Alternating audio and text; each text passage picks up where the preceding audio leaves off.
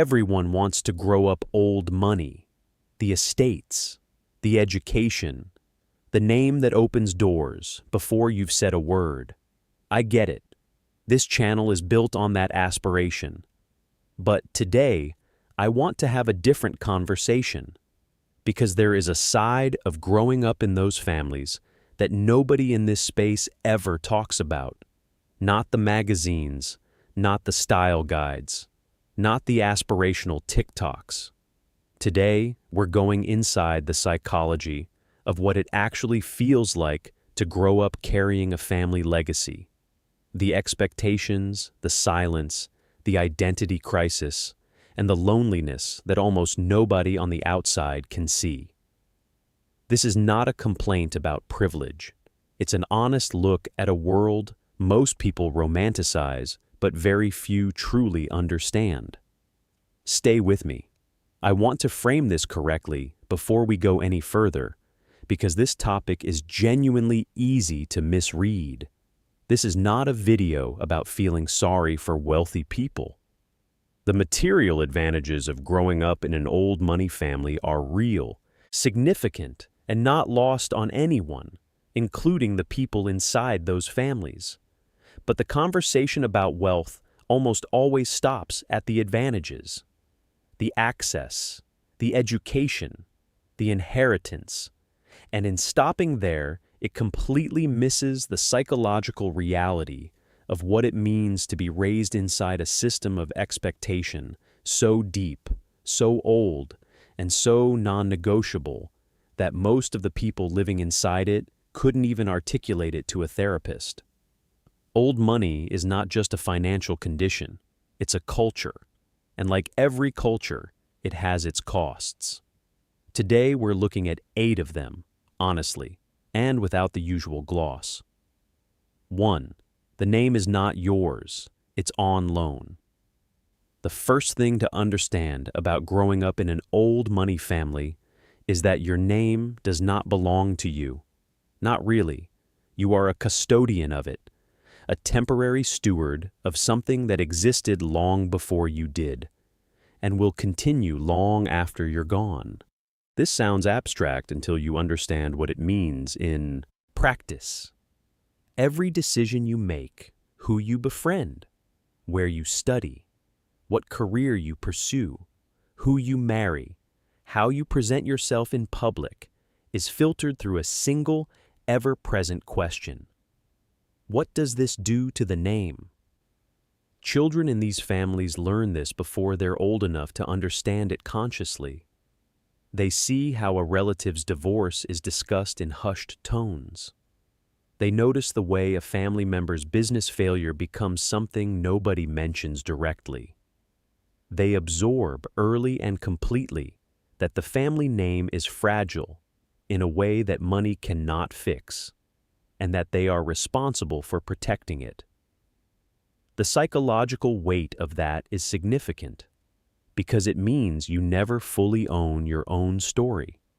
Every chapter of your life is also a chapter in a much longer book, one that started before you were born, and has expectations for how your section should read. For some, this is motivating. For many, it is quietly suffocating. 2. Emotions are a private matter, always old.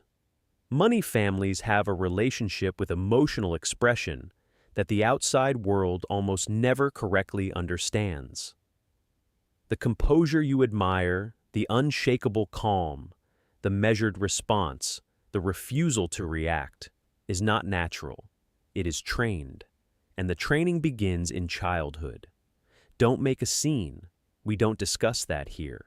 Compose yourself. These are not occasional phrases. They are foundational. Children learn that strong emotion, expressed publicly or even semi-publicly, is a form of weakness. That vulnerability is something you manage privately, if you manage it at all. And here is where it gets genuinely complicated. Because this training produces something that looks like strength from the outside, the famous old money composure. But internally, It creates adults who have never been given permission to fully feel what they feel, who have learned to perform equanimity rather than actually develop it. The therapists who work with clients from these backgrounds, and there are more of them than you might imagine, describe a consistent pattern: high emotional intelligence on the analytical level, deep difficulty with emotional access on the personal level. They can read a room with perfect accuracy. They cannot always name what they themselves are feeling in it. The silence that old money wears so elegantly on the outside costs something real on the inside. It always does. 3. The achievement trap. Nothing is ever quite enough. Here is something that surprises people when they first encounter it. Old money families, the ones with deep, multi-generational wealth, very often produce children who feel like they haven't achieved anything, not because they haven't, but because the benchmark for achievement inside these families is set against generations of extraordinary people. Your grandfather built something remarkable. Your great-uncle held a position of significant influence. Your mother navigated the social architecture of 3 continents with complete precision, and you graduated with honors and joined a respected firm, which is, objectively, an excellent outcome. But inside the family context, it can feel like the absolute minimum, the baseline expectation, the floor, not the ceiling. This creates a particular kind of high achiever who is chronically undersatisfied, who keeps moving the goalpost on themselves, who cannot receive genuine praise because somewhere in their formation they were taught that praising ordinary competence is condescending, that real achievement speaks for itself and never needs to be celebrated loudly. The irony, and it is a deep one, is that the very culture of excellence that makes old money families capable of multi-generational success is the same culture that makes the individuals inside those families extraordinarily hard to please, especially with themselves. I want to pause here for a second, and because I think it's important to name what we're actually talking about. This is not suffering in the way most people recognize suffering. There is no shortage. There is no material deprivation. But there is something that is genuinely difficult, a specific kind of invisible cage that is built entirely out of expectation and tradition. And the reason it matters to talk about it is this: understanding it is what allows you to separate the things worth keeping from the things worth leaving behind. Keep that with you as we go into the second half. 4. The loneliness of the different world. One of the least discussed realities of growing up old money is how profoundly isolating it is in both directions. In one direction, you cannot fully participate in the world of your peers outside the family. The reference points are different. The concerns are different. When your school friends are worrying about student loans, you aren't. When they're excited about their first apartment, yours was furnished by someone your parents hired. These aren't complaints, but they create a distance that is genuinely difficult to bridge, and that many children in these families feel acutely and silently. In the other direction, you cannot fully express yourself inside the family either, because of everything we've already discussed: the emotional code, the name, the expectation. So you exist in a space between 2 worlds, belonging completely to neither. The people outside your world romanticize it and cannot relate to the private difficulty of it. The people inside your world share the difficulty but cannot discuss it, because discussing it would itself violate the code. This is the loneliness that old money rarely produces memoirs about. It's too interior, too difficult to explain, without sounding ungrateful, and far too private to be aired publicly. But it is there, consistently, quietly, and very much there. A quick moment. If this video is hitting differently than what you usually see on this channel, that's intentional. This is the conversation underneath the aesthetic. If you want more of it, subscribe, because this is the kind of depth we're going to keep going to. There are 3 more pressures to cover, and the last one is the one I think matters most. Let's keep going. 5. The identity question that never fully resolves. At some point, usually in their 20s, sometimes later, almost every person who grew up in a significant old money family faces a version of the same question. And it is not a comfortable one. Am I capable, or am I just positioned? The name opened the door. The network provided the introduction. The family connection secured the early opportunity. So, when success comes, and it often does, there is a persistent internal interrogation about how much of it belongs to the individual and how much of it belongs to the infrastructure they were born into. This is not false modesty. It is a genuine epistemological problem, and one that is almost impossible to resolve cleanly, because you cannot run the experiment with the variables removed. You cannot know who you would have been without the name. Some people resolve this by working twice as hard to prove something, to themselves more than anyone else. Some resolve it by stepping away from the family infrastructure entirely, deliberately choosing harder paths. Some never resolve it at all and carry the question quietly for decades. What's rarely discussed is how exhausting it is to build an identity in the permanent shadow of something you didn't earn and cannot return. 6. Money is everywhere and never discussed. Here's one of the genuine paradoxes of old money life. Wealth is the central, defining, organizing fact of the entire family system, and it is almost never directly discussed.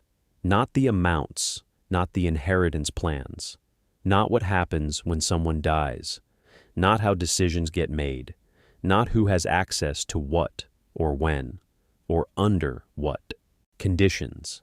Children grow up in households shaped entirely by financial resources and are simultaneously given almost no information about those resources. The result is a particular kind of financial anxiety that has nothing to do with scarcity.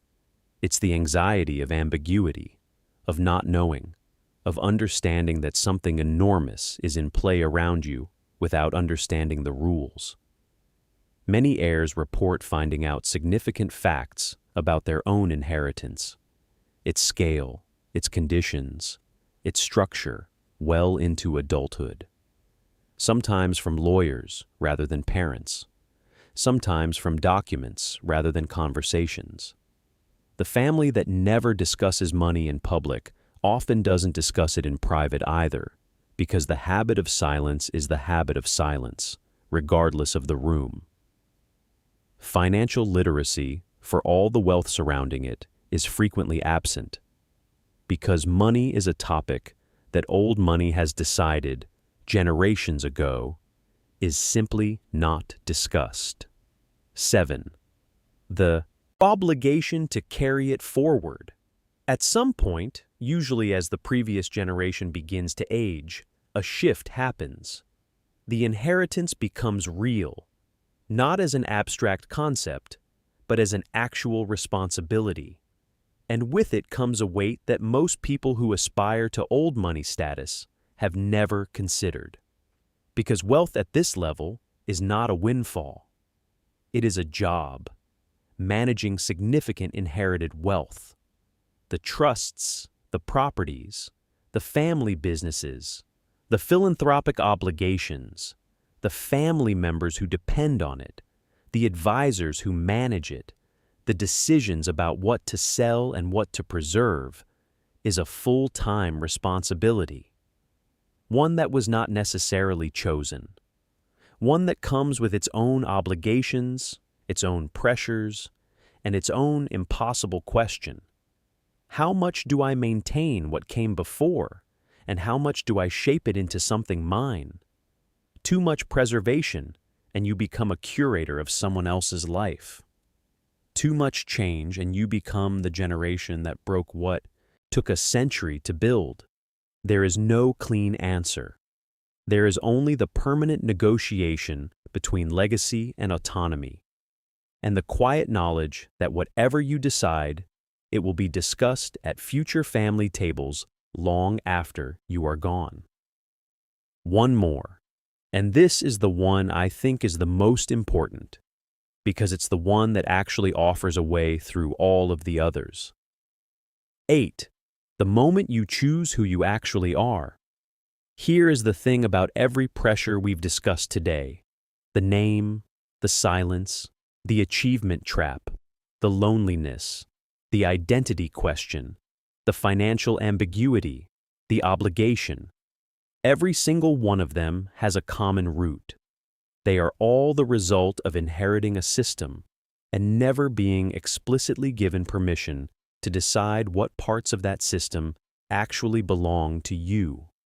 Old money families, at their best, pass down extraordinary things: discipline, aesthetic sensibility, long-term thinking, grace under pressure, a relationship with quality, and permanence that most people never develop. These things are genuinely valuable. They are worth keeping. But old money families also pass down things that are worth examining: the emotional suppression, the silence around money, the identity defined entirely by family rather than individual, the pressure to protect a name at the cost of a self. The people who grow up in these families and thrive, not just succeed, but genuinely thrive, are almost always the ones who at some point make a deliberate, conscious choice. They decide what they are keeping and what they are leaving behind. They take the inheritance seriously enough to evaluate it, rather than simply absorbing it or blindly rejecting it. That choice is not easy. In some families, it is not even permitted, but it is ultimately the only path to becoming a full person inside a very defined system. And it is the work that no trust fund, no family name, and no amount of privilege can do for you. It is the one thing in the old money world that is entirely, irreducibly yours. 8 pressures, all of them invisible from the outside, all of them real from within. The weight of a name that isn't entirely yours, the emotional code that demands composure above honesty, the achievement trap that moves its own goalposts, the loneliness of existing between worlds, the identity question that doesn't resolve cleanly, the silence around the very thing that defines everything, the obligation that arrives whether you asked for it or not, and finally, the choice, the moment where the inherited life meets the examined one. I want to be clear about why I made this video on a channel dedicated to the old money aesthetic and philosophy. It's because I think the aspiration is worth having. The discipline, the refinement, the long-term thinking, the quiet confidence, these things are genuinely worth pursuing. But aspiration built on a partial picture is fragile. Understanding the full reality of something, including its cost, is what allows you to take from it with intention rather than imitation. That's the difference between wearing the aesthetic and actually inhabiting the philosophy. One is a costume, the other is a life. Drop a comment below. Which of these 8 pressures surprised you most? And if you've ever felt any of this from the inside, I'd genuinely like to hear from you. This is a conversation the algorithm doesn't usually make space for. Let's make space for it here. Subscribe if you haven't. I'll see you in the next one.